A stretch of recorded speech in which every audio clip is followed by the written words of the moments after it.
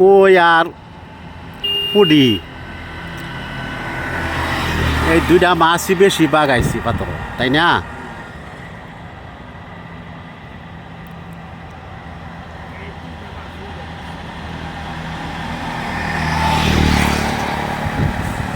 এবার টান মিস গেল না, আইছে